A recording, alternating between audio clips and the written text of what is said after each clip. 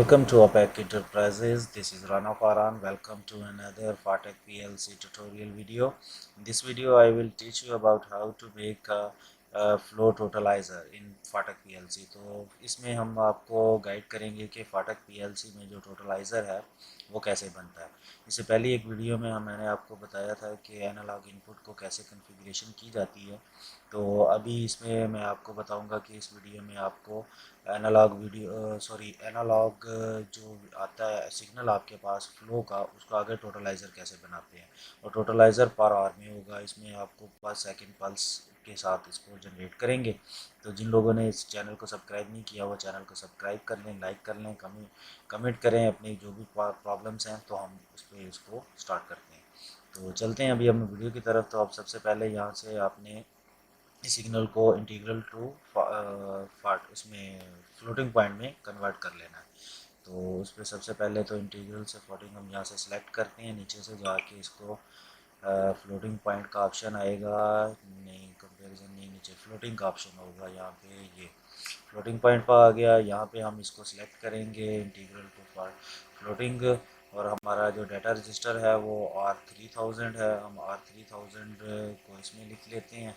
ये देखें ऊपर ये है R3000, इसको हम इसमें कन्फिगर कर देते हैं। R3000 हो गया, और इसको हम कन्वर्ट करते हैं R3100 में। आप अपने हिसाब से कोई भी रख सकते हैं, मैं आपको समझाने के लिए यहाँ पे बस लिख रहा हूँ कि R3100। तो इसको ओके कर देते हैं, ठीक है।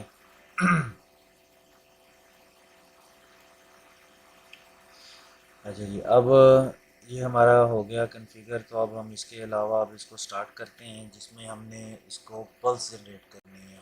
ये आप इसकी सेटिंग्स में जाएंगे तो वहाँ से आपको बिल्ट इन डाटा रजिस्टर्स का पता चल जाएगा।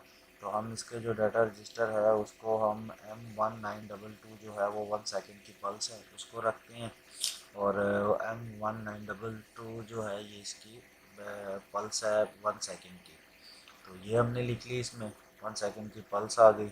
इसके बाद अब हमने इसमें एक कंपैरिजन का फंक्शन लगाना है। वो कंपैरिजन का फंक्शन इसलिए ज़रूरी है कि जब हमारा फ्लो या कह लें ज़ीरो से कम होगा या माइनस में होगा, तो वो टोटलाइज़र में से माइनस ना करे, ठीक है। तो वो हम एक कंपैरिजन ग्रेटर का लगा लेते हैं।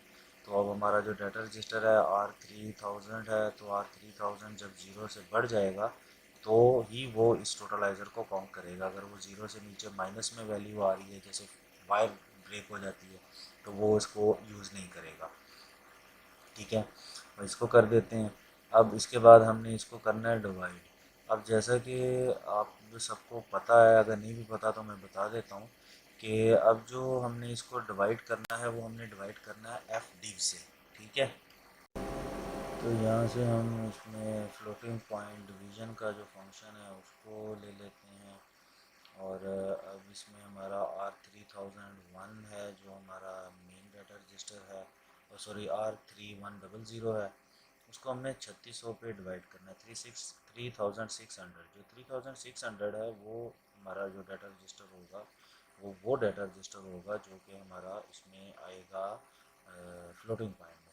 अच्छा, 3600 वो है, 3600 वो होते हैं जो जिसकी वजह से हम लोग इसमें अपना फंक्शन को आगे लेके चलते हैं। तो अभी साथ हम दूसरा एक लाइन लगा लेंगे, और इस ये जो लाइन है इसमें हम लोग क्या करेंगे कि इसको ऐड करवाएंगे। अब इसको ऐड करवाने के लिए क्या होगा, पहले डिवाइड होगा, डिवाइड के बाद ऐड होगा। तो ऐड होने के लिए फ्लोटिंग पॉइंट ही ऐड हम इसमें करेंगे। तो जो फ्लोटिंग पॉइंट है उसके लिए आएगा एफ ऐड का फंक्शन, ठीक है। तो एफ ऐड का फंक्शन इसमें हमने डाला। एफ ऐड का फंक्शन डाल के हम इसको ओके करते हैं।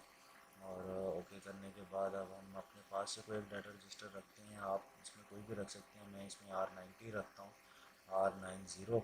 तो आप इसमें कोई भी अपना डाटा रजिस्टर जो है वो रख सकते हैं। मैं इसको थोड़ा ऊपर कर देता हूँ ताकि आपको पीछे से इसको समझने में आसानी हो जाए, नज़र चल जाए।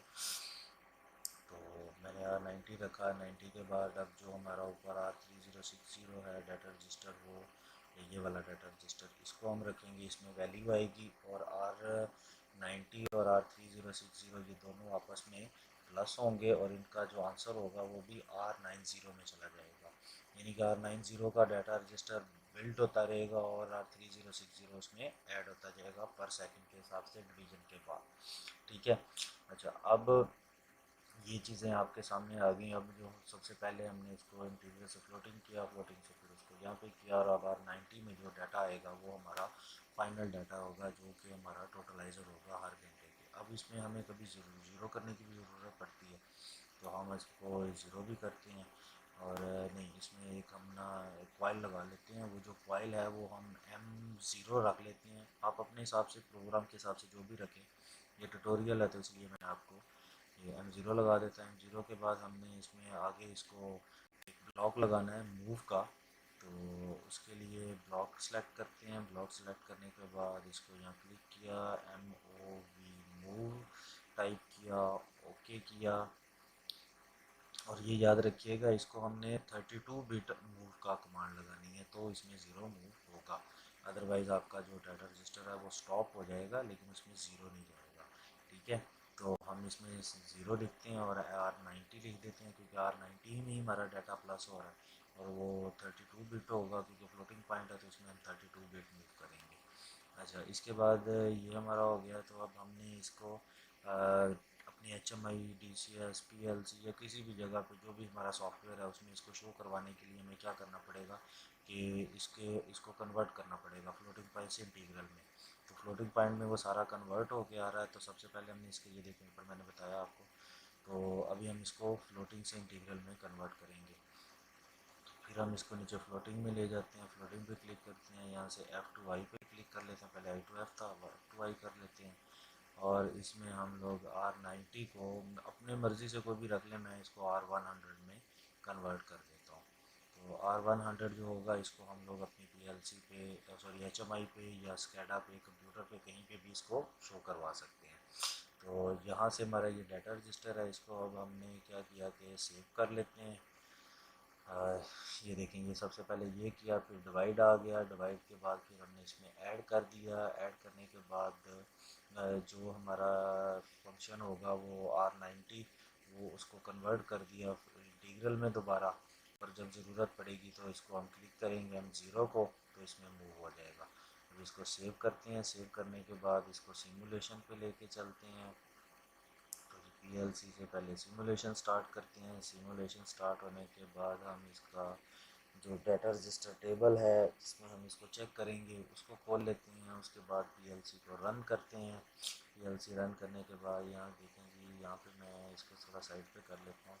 यहाँ पे मैं आपको दिखा देता हूँ जिसमें ये यहाँ पे सही है, यहाँ पे लिख लेते हैं जी R90, क्योंकि उसमें R100 लिख लेते हैं। ठीक है, जिसमें हमारा जो डाटा रजिस्टर आएगा, तो अभी ये देखें ये आ रही है वैल्यू इसमें, क्योंकि हमारा जो अभी फ़्लो है वो शो हो रहा है। तो अभी हम फ़्लो को थोड़ा ज़ीरो करते हैं तो ये हमारा डाटा रजिस्टर जो है ये यहाँ पे रुक जाएगा। 323276 हमारा स्टैंडर्ड है, तो ये देखिए रुक गया। अभी हम फ़्लो ज़ीरो हो गया तो वो रुक गया। अभी हम इसको बढ़ा देते हैं थोड़ा सा, तो ये हमारा जो फंक्शन है वो दोबारा से अपने टाइम पीरियड लेके चल पड़ेगा। और ये जितना फ़्लो कम होगा उतना स्लो काउंट होगा और जितना फ़्लो ज़्यादा होगा उतनी जल्दी काउंट होगा। तो अगर हम इसको ज़ीरो को ऑन करते हैं तो ये हमारा अभी रुक जाएगा क्योंकि हमने वहाँ पे 32 बिट नहीं सेलेक्ट किया था। अभी ये सिर्फ स्टॉप होगा, देखिए स्टॉप है। और अगर हम इसको ऑफ़ कर देते हैं तो ज़ीरो करते हैं, मतलब कि उसकी कॉइल ऑफ़ करते हैं तो ये हमारा दोबारा से चल पड़ेगा। तो काइंडली जिन लोगों ने सब्सक्राइब नहीं किया वो सब्सक्राइब करें, लाइक करें, शेयर करें, और अगर कोई सजेशंस हों तो उसको कमेंट के ज़रिए बताएं। आप लोगों का शुक्रिया, आपके ताउन का शुक्रिया। मिलते हैं नेक्स्ट वीडियो में।